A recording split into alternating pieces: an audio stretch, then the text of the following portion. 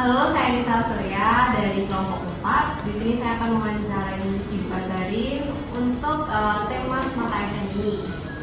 Halo, saya Azarin dari dosen dari Prodi Teknologi Metalurgi. Di sini saya mungkin yang nanti menjawab pertanyaan dari Mbak Anas. Mungkin pertanyaannya silakan Ibu, ada ide pertanyaan. Menurut Ibu, apa tantangan utama yang dihadapi oleh dosen teknologi metalurgi dalam meningkatkan kualitas pendidikan dan penelitian? Lalu, mengapa tantangan tersebut bisa muncul? Serta bagaimana nih Bu, strategi konkret yang bisa dilakukan untuk mengatasinya agar hasil tersebut bisa terukur dan bermanfaat bagi prodi? Mungkin tantangan utamanya yang pertama terkait dengan pengadilan itu ini variasi motivasi dari mahasiswa, karena banyak itu mahasiswa tuh masih melihat kuliah itu sebatas kewajiban aja, kayak hadir kuliah ya udah gitu.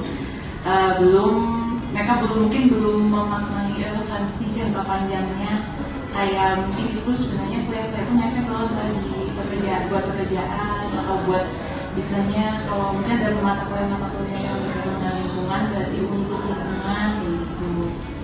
Terus kalau strateginya itu mungkin bisa dengan penerapan project based learning dan kolaborasi dari lintas prodi. Mengingat di PEP itu kan ada 3 prodi yang saling berhubungan ya Pak. Ada metalurgi, tambang, sama geologi. Nah itu mungkin untuk kolaborasinya ya dari 3 prodi ini supaya mereka makin tertarik gitu lah istilahnya gitu bisa jadi bareng. Terus paling kalau project based learning ini mungkin melibatkan mahasiswa di penelitian atau kerjasama dosen kayak gitu. Menurut Ibu, dalam upaya peningkatan kinerja program studi metalurgi, langkah apa yang perlu diprioritaskan? Baik melalui penguatan kurikulum, peningkatan publikasi, pemanfaatan literasi digital, maupun kerjasama dengan industri. Serta bagaimana cara merealisasikannya agar sesuai dengan prinsip SMART, yaitu spesifik, terukur, realistis, dapat dicapai, dan terbatas waktu. Kalau terkait dengan yang pertama spesifik kan ya Mbak, itu mungkin bisa dengan untuk meningkatkan publikasinya dengan memberikan mungkin ya target untuk masing-masing dosen minimal menghasilkan 1 atau 2 publikasi per tahun di jurnal nasional atau index.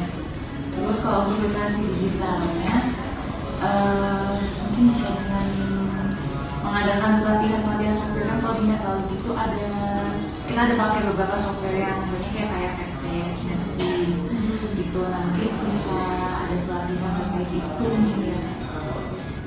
Terus kalau terukur itu dilihat dari indikator kinerja utamanya mungkin ya Mbak, dari jumlah publikasi, jumlah MOU, ya jumlah PKS kayak gitu, atau jumlah mata kuliah baru, terus juga persentase dosen atau mahasiswa yang ikutnya.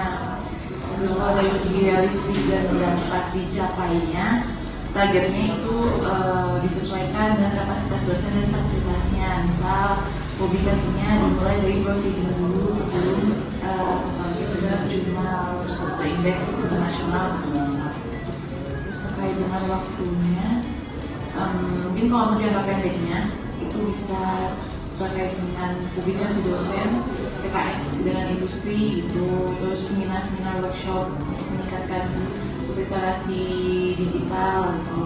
Terus kalau jangka menengahnya bisa dengan revisi kurikulum, terus meningkatkan jumlah mata kuliah yang menggunakan project based learning gitu.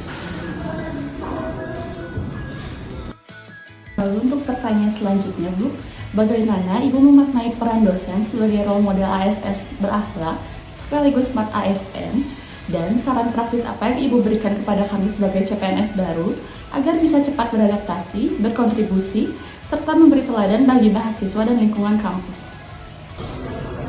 Kalau peran dosen, mungkin yang terkait dengan ASN berakhlak itu yang pertama di orientasi pelayanan yang kayak terkait dengan kita kan kalau sebagai dosen itu memberikan pelayanan berupa pembelajaran, terus bimbingan juga yang sifatnya tuh ramah. Terus habis itu kita juga harus sedia, maksudnya kalau di jam kerja ya kita bisa leluasa memberikan waktu untuk mahasiswa untuk konsultasi. Terus juga mungkin dari sisi adaptif dan kolaboratifnya itu bisa dari cepatnya kita menyesuaikan diri dengan perkembangan teknologi pendidikan ya, sama membangun jejaring industri. Contohnya kayak kalau untuk digitalnya mungkin lebih ke penggunaan platform digital buat kuis atau buat tes kayak gitu kan, bisa kayak platform, bisa pakai kita pakai quizzes kayak gitu yang untuk meningkatkan ketertarikan mahasiswa aja mungkin. Terus dari loyal dan akuntabelnya bisa mungkin kita menjaga reputasi prodi melalui kinerja yang sifatnya transparan dan bisa dipertanggungjawabkan. Terus kalau untuk sarannya Mbak, paling udah dilaksanakan juga sih mungkin ya sama Mbak Anissa di sini kan udah lumayan juga beberapa bulan.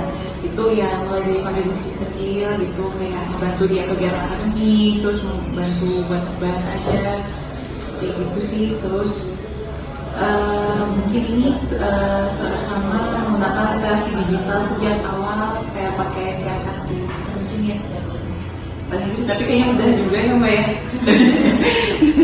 Oke, kira-kira begitu wawancara dari kelompok kami. Terima kasih.